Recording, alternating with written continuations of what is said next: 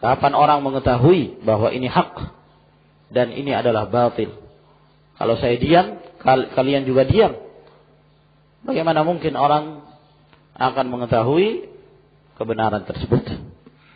Demikian pula yang datang dari Ismail ibn Ulayyah radhiyallahu taala anhu. Ketika beliau ditanya tentang ini, apakah ini ghibah?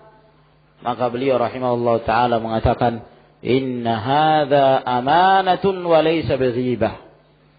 Sesungguhnya ini amanah dan sama sekali bukanlah ghibah. Sama sekali bukanlah ghibah. Maka ikhwani fid din azakumullah, ini adalah merupakan agama Allah Subhanahu wa taala. Dan banyak sekali kita mendapatkan riwayat-riwayat dari para a'immatul jarh wa ta'dil. Mereka senantiasa memeriksa sanad, menjarah orang-orang yang pantas untuk dijarah dan menta'dil mereka-mereka yang pantas untuk dita'dil. Imam Syu'bah bin al-Hajjaj, Abdurrahman bin Mahdi, Ali bin Abdullah al-Madini, Al-Imam al-Bukhari, Al-Imam Muslim, Ahmad bin Hanbal, Yahya bin Ma'in, Yahya bin Sa'id, Al-Qattan, Abu Zakaria As-Saji, Al-Ijli, Muhammad bin Hibban, An-Nasa'i, Al-Uqaili, dan masih banyak lagi dari kalangan para ulama. Mereka masih saja berbicara tentang al-jarhu wa ta'dil. Salah seorang penyair mengatakan, adz-dzammu laysa bighibatin fi sittatin. Kemudian apa ya ikhwan? Mutadhallimin wa mu'arrifin wa muhadziri wa mujahirin fisqan wa mustaftin wa man talaba al-i'anata bi izalati munkari. Bahwa celaan bukanlah ghibah dalam 6 perkara. Mutadhallim, orang yang terzalimi. Mu'arrif, orang yang mentarif untuk menyebutkan ciri-ciri seseorang. Seperti Al-A'raj. Masmul Al-A'raj ya ikhwan? Abdurrahman bin Hurmuz. Naam. Seperti Al-A'mash, Sulaiman bin Mihran, dan yang lainnya. Naam. Wa muhadziri, dan yang memberikan peringatan dari bahayanya bid'ah. Wa mujahirin fisqan, dan orang yang terang-terangan berbuat kefasikan. Wa mustaftin, dan orang yang meminta fatwa.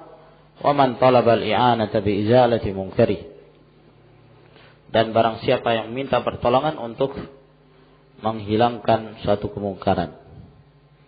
Maka ikhwan fiddin azakumullah, orang-orang yang mengingkari ilmu jarh wa ta'dil ini dan menuduh bahwa ini adalah ghibah, maka pada hakikatnya mereka tidak terlepas dari satu di antara 2 keadaan.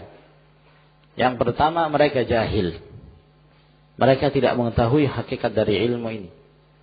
Maka apabila orang tersebut jahil, maka yu'allam, hendaklah diberikan pendidikan, diajari, dinasihati bahwa ini adalah agama Allah Subhanahu wa taala.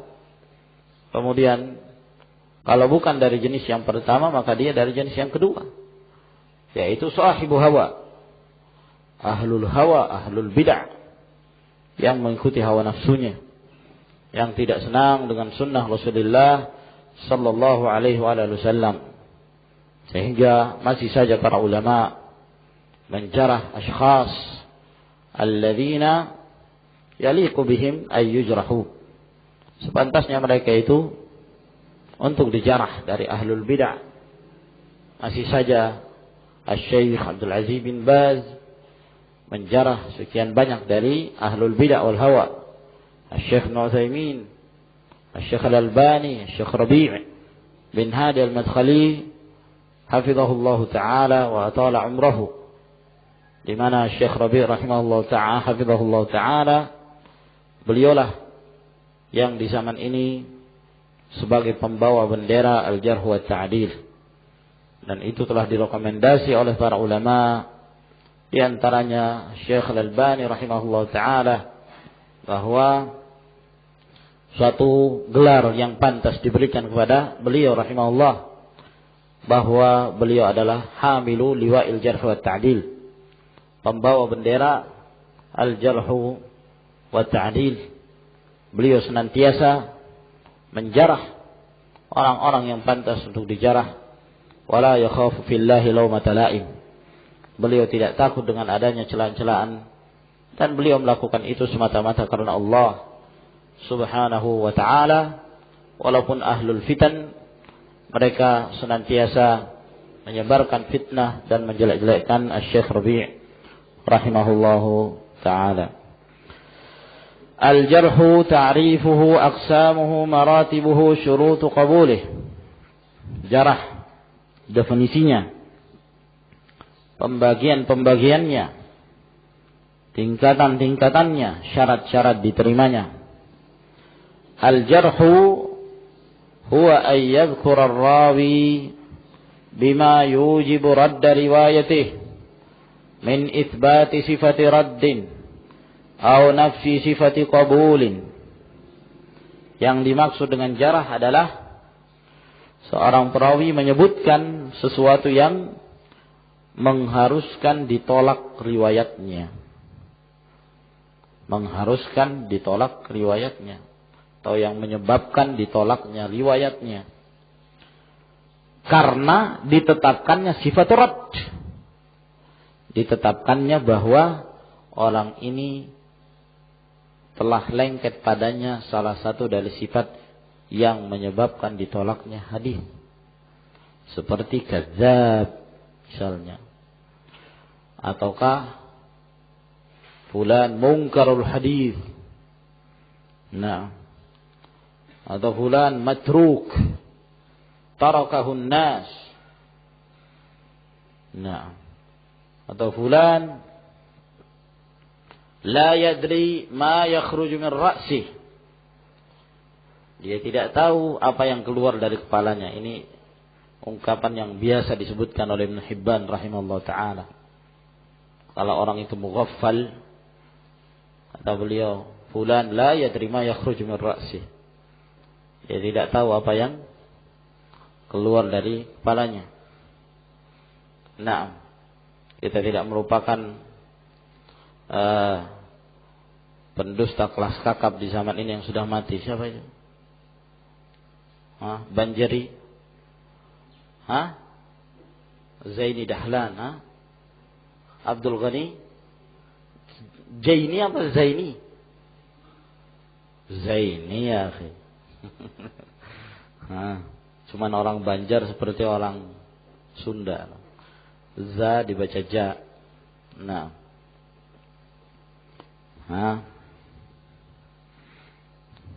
Nah, pendusta kelas kakap mengaku bertemu Nabi sallallahu alaihi wasallam.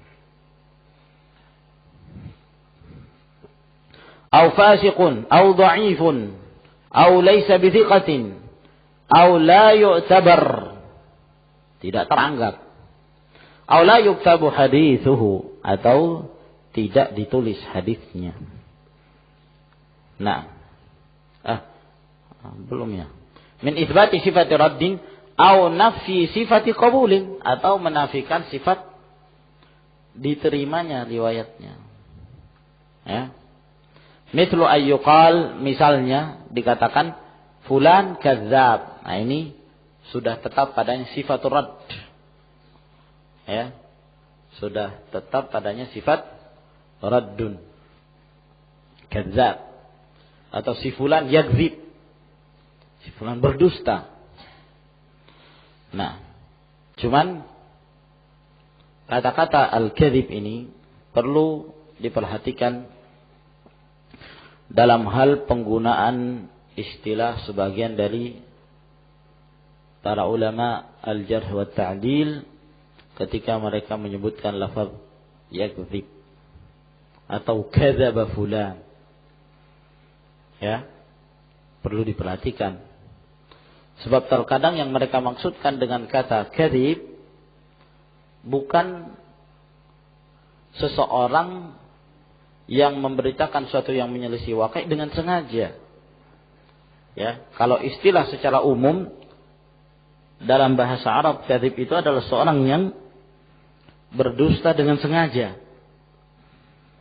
Dia mengabarkan suatu yang menyelisih kondisi atau kenyataan dengan sengaja. Itu namanya kadzib. Namun istilah ini terkadang diperluas dan digunakan oleh sebagian dari kalangan Arab, khususnya Ahlul Hijaz, bahwa al-kadzib terkadang diistilahkan kepada orang yang mengabarkan sesuatu yang menyelisihi kenyataan walaupun tidak sengaja. Ya. Berarti mereka kadang mengistilahkan kadzib maksudnya khata'. Maksudnya keliru. Nah, istilah Ahlul Hijaz menggunakan itu. Menggunakan istilah al-kadzib bima'nal khata'. Nah, ini yang perlu diperhatikan. Dan itu ma'ruf dalam sebagian penggunaan al-Arab. Nah. Ya.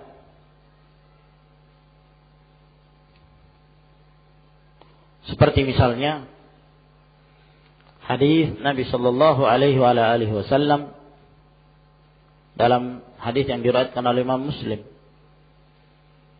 Ketika ada seorang yang mengadu kepada Rasulullah alaihi wasallam dan mengeluhkan saudaranya sakit perut, kena diare, ishal. Kata Rasulullah sallallahu alaihi wasallam, "Isqihi asalan." Kasih dia madu, minumkan dia madu. Kata dia pulang. Dia pun meminumkan saudaranya madu. Tambah mencret. Datang lagi dia kepada Rasulullah sallallahu alaihi wasallam. "Ya Rasulullah, saya sudah minumkan, tapi tambah parah." Kata Rasulullah, "Minumkan dia madu." Pulang lagi. Dia beri madu lagi. Tambah lagi. Ya. Semakin bertambah. Datang lagi dia kepada Rasulullah SAW. "Ya Rasulullah, sudah. Malah bertambah penyakitnya Rasulullah." Kata Rasulullah SAW, "Isqihi asalan." Nah. Sadaqallah wa kadzaba batnu akhik. Minumkan madu. Benar firman Allah, dusta itu perut saudaramu itu. Perut saudaramu itu yang dusta. Kadzab. Nah. Perut dinisbahkan kepadanya dusta. Apakah pernah perut itu berdusta? Kalau dengan istilah dusta, maksudnya apa? Keliru. Tidak seperti itu. Akhta. Sadaqallah. Allah Subhanahu wa taala telah menaskan dalam Al-Qur'an Karim bahwa madu adalah syifa, ya kan? Maka setelah dia pulang, dia minumkan lagi, Allah Subhanahu wa taala menyembuhkan penyakit saudaranya. Ya, orang yang sakit butuh proses kan. Gak ada orang yang begitu minum obat sembuh. Itu reklame kalau itu, iklan. Ya, sakit kepala minum obat langsung sembuh.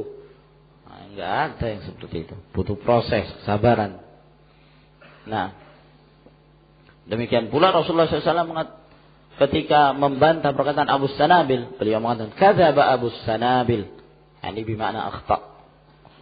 Nah, ini banyak sekali kita dapatkan dari perkataan-perkataan para ulama, khususnya mereka dari Ahlul Hijaz. Nah, oleh karena itu ketika ada sebagian dari Ahlul Hawa, mereka meragu-ragukan riwayatnya Ikrimah Maula Ibn Abbas radhiyallahu ta'ala an.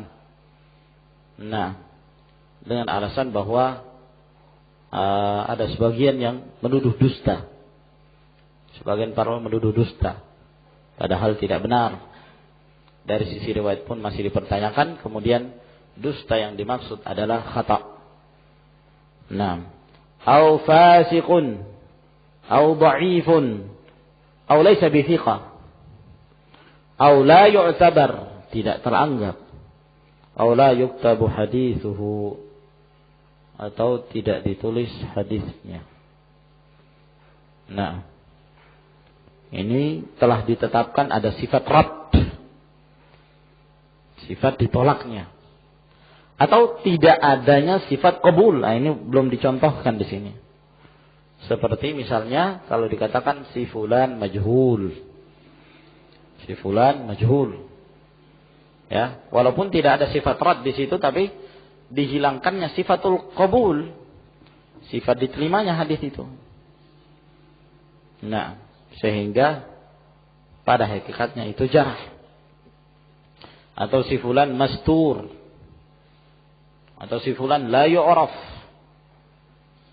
atau si fulan maqbul, berdasarkan istilah Al-Hafidh Ibnu Hajar tentunya. Istilah Al-Hafidh Ibnu Hajar rahimahullah ta'ala, fulan maqbul. Nah, maka ini bentuk-bentuk atau lafaz-lafaz yang menunjukkan jarah pada seseorang, dan di sana ada maratibnya tentunya, tingkatan-tingkatan yang akan beliau sebutkan nantinya insyaallah taala. Baik, ilahuna ikhwan.